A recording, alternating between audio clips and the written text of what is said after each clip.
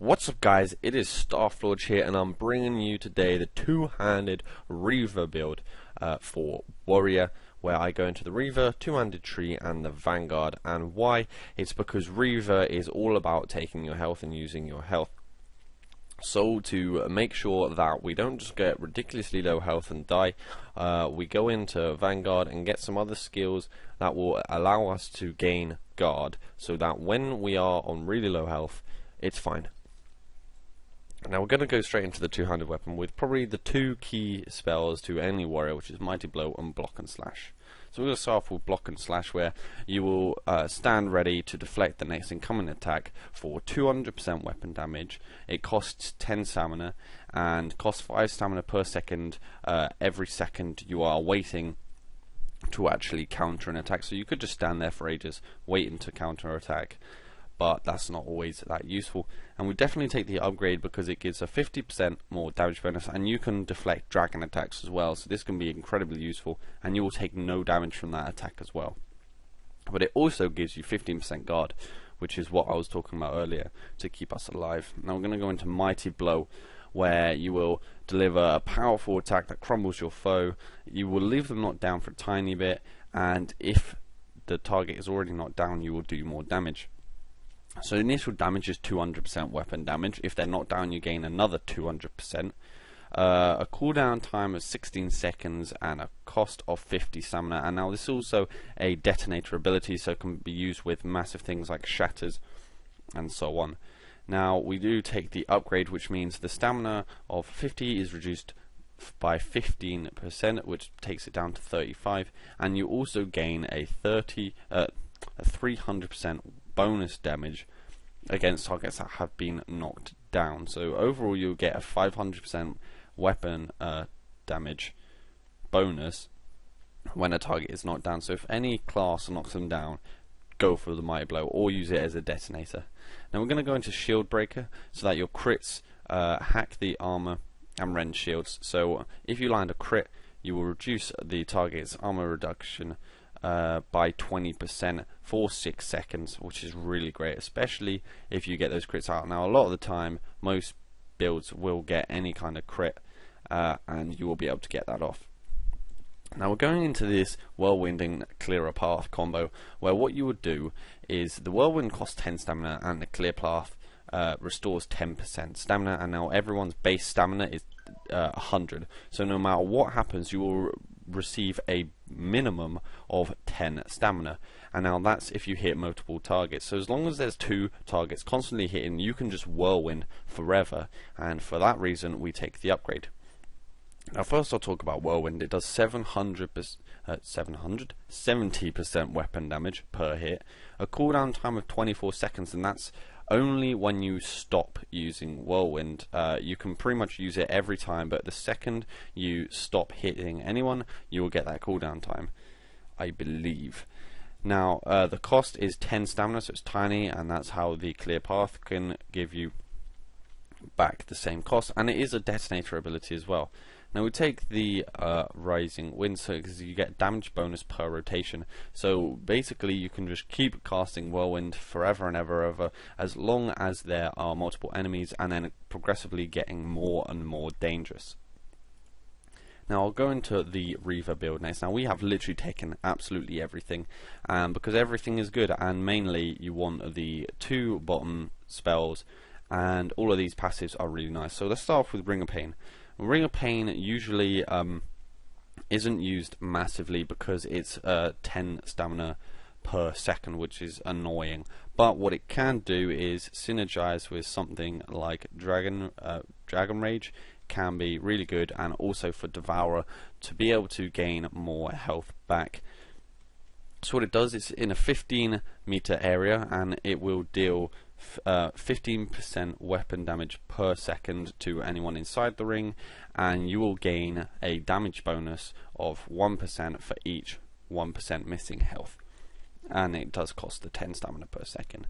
Now take the upgrade, which means it is reduced by 4 seconds, and the cost is reduced by 20%, and that's why I take it, because really you want it to cost a lot less. So it costs less stamina and Dragon Rage also costs less of your own health, which is down here, which is a great thing to take. So that's why we take this passive, because not only does it reduce the cost of Ring of Pain, but also of Dragon Rage.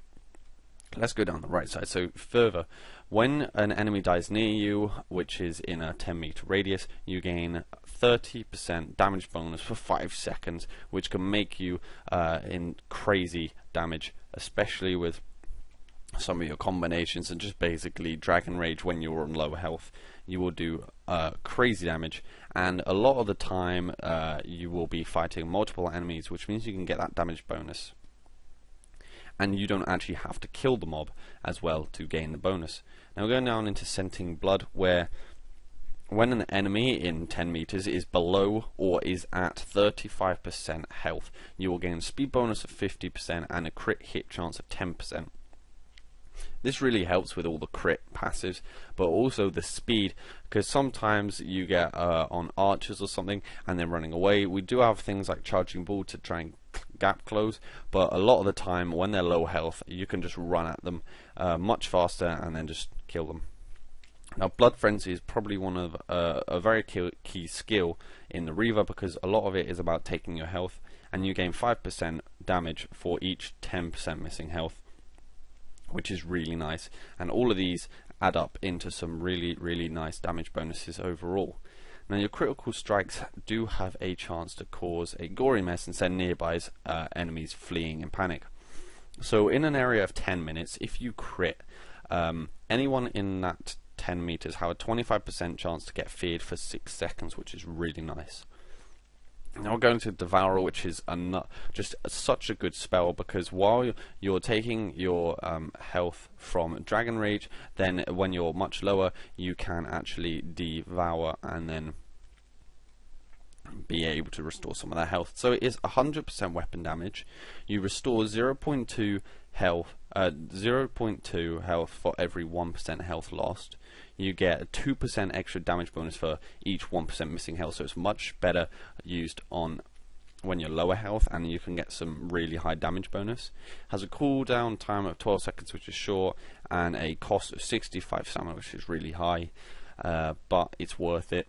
And then when you're in the Ring of Pain, you actually get 0.4% health back for every 1% health loss, so it's basically your health restored is times by 2.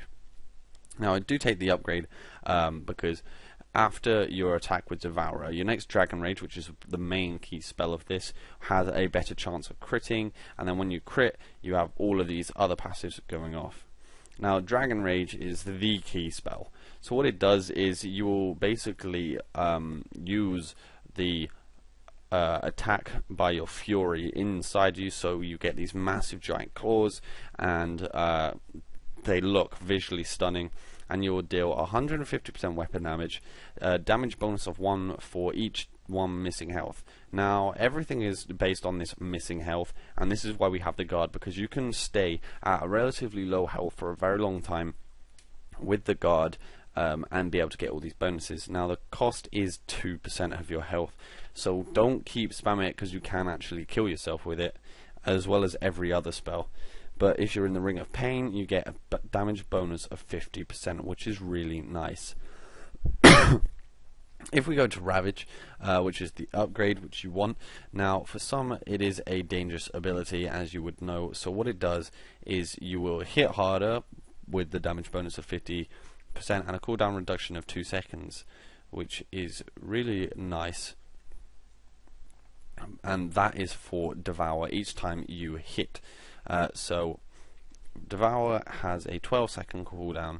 Every time you hit with Dragon Rage, you will reduce the cooldown on that, and so sometimes you can keep just spamming Dragon Rage and then heal, and then you can more Dragon Rage and then obviously heal quicker. Now we're going to go into the Vanguard tree, which we start on challenge just to be able to get into everything else, because we only had 2 slots left. So we definitely want to get Trust the Steel, which gives you a 20% armor bonus when you have active guard, which we always will, which is really nice passive. Now we're going to Charging Ball, which is the main gap closer, and also with the upgrade is great for doing damage.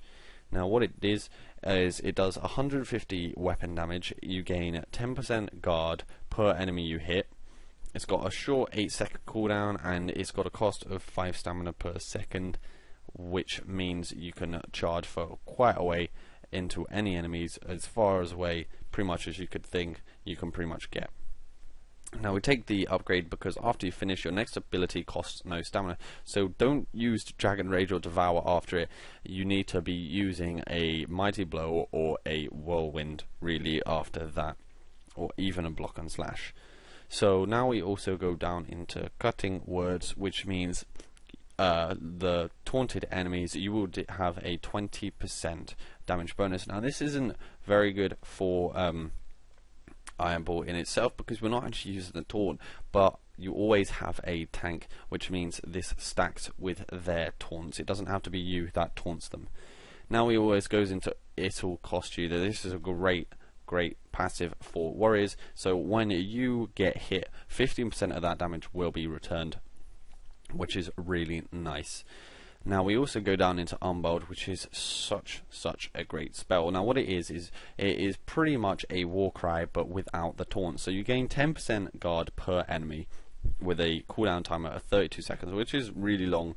But then if you go into Standing Still, you gain a guard generation bonus of 100%. So you can get some really high amounts of guard without having to taunt any enemies at all. So that is the build in itself, and we are going to go into a quick fight against 2 Earthshakers with my current party that I've been taking. So all of Blackwall's abilities that taunt will actually taunt, will proc the 20% damage bonus, and so on. So we're going to go into this now. Right, so let's get into this. Now what I want to do is send Blackwall actually defending the Iron Ball, because we are gonna make him just go in and kill pretty much everything. Send Blackwall in. You can see they have crazy things. They have immunity to everything, cold resistance and fire resistance. Now I don't really want to send much people on the second Earthshaker, but what I am going to do is actually get myself to defend, get Blackwall to defend Iron Ball, and then send Iron Ball to attack this, because then Blackwall will go to that target to kill it. So we're going to send everything on this, and then take over the Iron Ball and charge. We're going to charge in, get on board, try and get some Whirlwinds off, and when that's all done, we're going to pop a Ring of Pain and then start trying to Dragon Rage everyone. So let's get out of this. I'm going to charge in, and obviously get that Mighty Blow. Now they're not very close, so we're going to rip into him. Keep going. And we're getting relatively low health. Oh, but it's just so much damage. Accidentally looting, and then we're going to go to the other mob. Wait for my stamina to come up to then devour him. And you can see it's quite a lot of health, and we've restored a lot of health as well.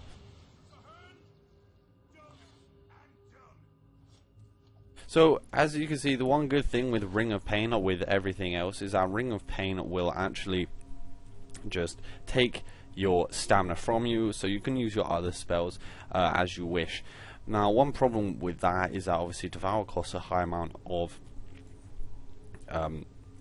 stamina, and Dragon Rage actually costs no stamina, just your health. So you can not use the Ring of Pain and then just use literally Dragon Rage and Devour, and you probably will actually be able to solo them. So I might try and get some footage of that quickly. So I have decided to try and 1v1 this Earthshaker. I've sent my mage to run all the way up there, and then hopefully he will just kind of take a while to get down, so that we can try and 1v1 this Shatar Earthshaker. So we're going to run in here with some charge, and then Mighty Blow him, and then unfortunately I don't think he got the gist of actually running away. Maybe we can make him run now, and definitely not use Ring of Pain. Right, there we go. we're still in tactics mode. Oh, good. So here we go. We'll just start using number 1, and then Devour, and then keep using it. And then you can see it doesn't cost any stamina, so that you would be able to actually use the Devour again. I'm sorry, that's not the best representation. It's kind of hard now. I'm getting such high levels, and actually be able to do so much damage, and also annoyingly have my main character as a mage. It means I can't really do anything solo as anything, because you have to take your own Inquisitor. But basically, if you actually saw, with Dragon Rage didn't cost anything.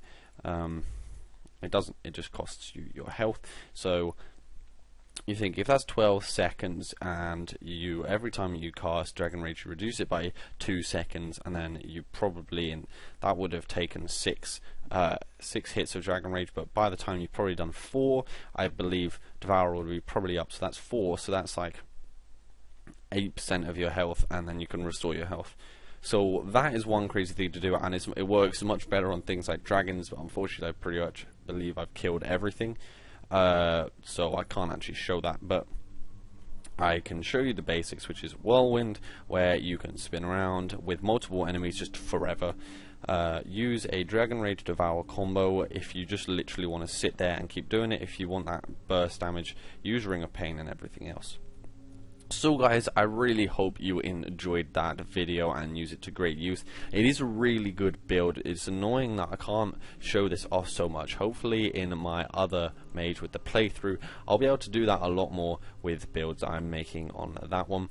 But for now, this is the build I've created. It is a great build, great survivability and great damage. So please go away, use it, put a comment whether you like it or not. Please leave a like, comment below and subscribe, and I will see you next time.